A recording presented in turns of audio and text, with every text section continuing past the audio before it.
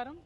ఇవాళ నిమ్స్ హాస్పిటల్లో మరి నిజామాబాద్కి సంబంధించినటువంటి ఎక్సైజ్ కానిస్టేబుల్ గారు సౌమ్య గారిని చాలా దారుణంగా స్మగ్లర్స్ గంజాయి స్మగ్లింగ్ చేసే ముఠా నిజామాబాద్ నడి పట్టణంలో దారుణంగా కారుతో గుద్ది యాక్సిడెంట్ చేసి మళ్ళీ కార్ రివర్స్ చేసేటప్పుడు కూడా అమ్మాయి శరీరం మీద నుంచి కార్ రివర్స్ చేసుకొని వెళ్ళిపోవడంతో చాలా క్రిటికల్ కండిషన్లో ఇవాళ అమ్మాయి ఇక్కడ నిమ్స్ హాస్పిటల్లో చేరి ఉన్నటువంటి సందర్భాన్ని మనం గమనిస్తూ ఉన్నాం.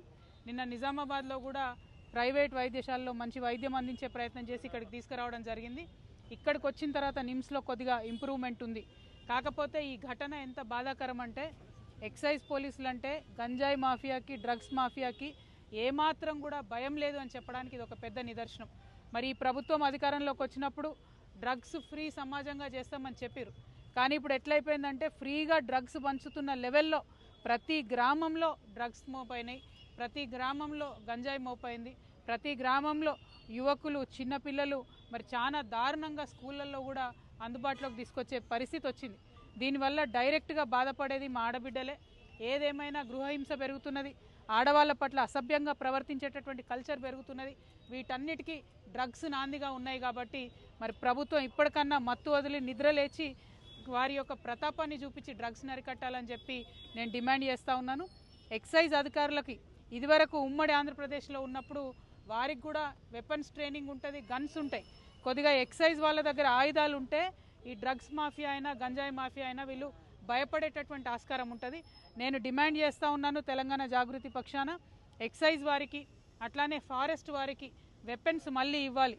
వారికి ట్రైనింగ్లోనే వారికి శిక్షణ ఇస్తారు, కానీ వారి దగ్గర వెపన్స్ లేకపోవడంతో ఈ స్మగ్లర్లకు డ్రగ్స్ పెడ్లర్లకు అరాచకాలు ఎక్కువైనాయి. కాబట్టి వెపన్స్ ఇవ్వాలని చెప్పి నేను డిమాండ్ చేస్తున్నాను. మరి తెలంగాణ జాగృతి నాయకులకు కార్యకర్తలకు మేము పిలుపునిస్తూ ఉన్నాం. ఎక్కడికక్కడ గ్రామాలలో జిల్లాలలో కూడా డ్రగ్స్ మహమ్మారి పెరిగిపోతూ ఉంది. కాబట్టి మీరు చాలా షార్ప్గా ఉండండి. మరి పోలీస్ వాళ్ళకి ఎక్కడికక్కడ సమాచారం అందించండి. దయచేసి యువతలో మంచి దృక్పథాన్ని పెంపొందించే ప్రయత్నం మనం చేద్దామని ఈ సందర్భంగా తెలియజేస్తూ ఉన్నాను. Thank you. జై తెలంగాణ. కండిషన్ క్రిటికల్గా ఉంది. కుటుంబ సభ్యులనైతే నిజామాబాదు మేము మళ్ళీ ఒకసారి కూడా వారిని ఆదుకుంటాం, జాగృతి తరఫున అండగా నిలబడతామని చెప్పాం. ప్రభుత్వము డిపార్ట్మెంట్ వైద్యం అందిస్తూ ఉన్నారు. కానీ అసలు ఒక గంజాయి స్మగ్లింగ్ చేసే ముఠాకి మేము ఎక్సైజ్ కానిస్టేబుల్ ఢీ కొట్టొచ్చు అనే ధైర్యం వచ్చింది అంటేనే యాటిట్యూడ్ చాలా మారిపోయినట్టు అర్థం, విచ్చలవిడితనం పెరిగిపోయిందని అర్థం.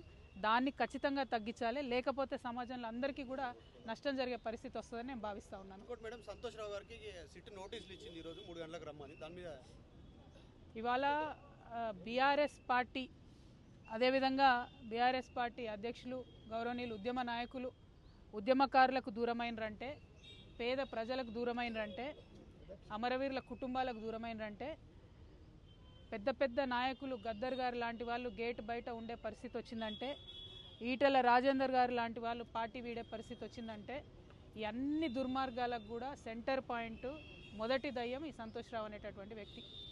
మరి ఆ సంతోష్ రావు గారిని సిట్ ఇప్పుడు పిలిచిందని చెప్తూ ఉన్నారు ఫోన్ ట్యాపింగ్ విషయంలో. కానీ ఈ ముఖ్యమంత్రి గారు, ఈ గుంపు మేస్త్రి గారు, ఆయనకు ఉండేటటువంటి ప్రధాన గూఢాచారి కూడా ఈ సంతోష్ రావే. ఫామ్ హౌస్లో కేసీఆర్ గారు సగం ఇడ్లీ తిన్నారా ఫుల్ ఇడ్లీ తిన్నారా అనే ఇన్ఫర్మేషన్ గుంపు మేస్త్రికి ఇచ్చేదే ఈయన.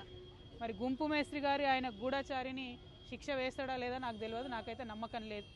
సిట్టు పిలవడం వరకు బాగానే ఉంది, తదుపరి చర్యలు ఎట్లుంటాయనేటటువంటి అంశాన్ని చూడాలి. అదేవిధంగా మరి బీఆర్ఎస్ పార్టీ కార్యకర్తల నాయకులు కూడా గమనించుకోవాలి. ఇటువంటి దుర్మార్గుడికి హరీష్ రావు గారు కేటీఆర్ గారు ట్వీట్స్ చేపెట్టి వత్తాసు పలకడం ఎందుకో అర్థమైతలేదు నాకు. మొత్తం పార్టీలో అనేక మంది నాయకులకు కన్నీళ్లు తెప్పించి రక్త కన్నీరు పెట్టించినటువంటి దుర్మార్గుడు, మొదటి దయ్యం, నేను ముందు నుంచి చెప్తున్నటువంటి దయ్యం ఈ వ్యక్తి. మరి ఈ వ్యక్తి ఇవాళ వచ్చిండంటే చట్టం కరెక్ట్గా తన పని చేస్తే శిక్ష ఖచ్చితంగా పడుతుంది. కానీ గుంపు మేస్త్రి గారు ఈ గూఢాచారిని కాపాడుకుంటాడని చెప్పి నేను అనుకుంటా ఉన్నాను. మరి అటువంటి పరిస్థితి రాకుండా పోలీస్ డిపార్ట్మెంట్ వాళ్ళు పకడ్బందీగా మీ పని మీరు రాజకీయాలకు అతీతంగా చేయాలని కూడా డిమాండ్ చేస్తాం. టానిక్ విషయంలో కానీ గతంలో ఆయన మీద వచ్చిన అవినీతి ఆరోపణల పైన కూడా ముఖ్యమంత్రి చర్యలు తీసుకోలేకపోయిండు, ఇంటర్నల్ ములాఖత్ అయిపోయిందని మీరు గతంలో ఆరోపించారు, ఇంత చెప్తా ఉన్నారు. మరి కేసీఆర్కి తెలియదా? కేసీఆర్ పక్కనే ఉంటున్నారు కదా సంతోష్ రావు గారు. నేనేమంటున్నా అంటే ఒక్కొక్కసారి మన నీడను కూడా మనము గుర్తించలేనటువంటి పరిస్థితి వస్తుంది. మన చుట్టూ ఉన్నటువంటి వాళ్ళు మన కళ్ళను కప్పేసేటటువంటి పరిస్థితి కూడా ఒక్కొక్కసారి వస్తుంది. మరి అటువంటి పరిస్థితుల్లో ఉద్యమకారులకు దూరమయ్యి అలా బీఆర్ఎస్ పార్టీ ఓడిపోయి ఆగమయ్యే పరిస్థితి వచ్చింది. మరి ఉద్యమకారులకు ఉద్యమ నేతను దూరం చేసిన పాపం మాత్రం ఈ దయ్యాన్ని వదిలిపెట్టదని నేను అనుకుంటా ఉన్నాను. కానీ మళ్ళీ చెప్తున్నా, నేను గుంపు మేస్త్రి మీద నాకు నమ్మకం లేదు. గుంపు మేస్త్రి గారి గూఢచారి ఆయనను కాపాడుకుంటాడనేటటువంటి ఒక భయం అయితే నాకుంది. అందుకే నేను డిపార్ట్మెంట్ వాళ్ళకి అప్పీల్ చేస్తూ ఉన్నాను, పక్కడబందీగా వెనకాల ఏముందో ఇన్వెస్టిగేట్ చేసి తీయండి. Thank you. జై తెలంగాణ.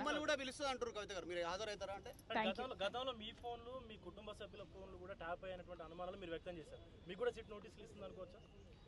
చూద్దాం ఏమవుతుందో, నాకే తెలియదు. Thank you. జై తెలంగాణ.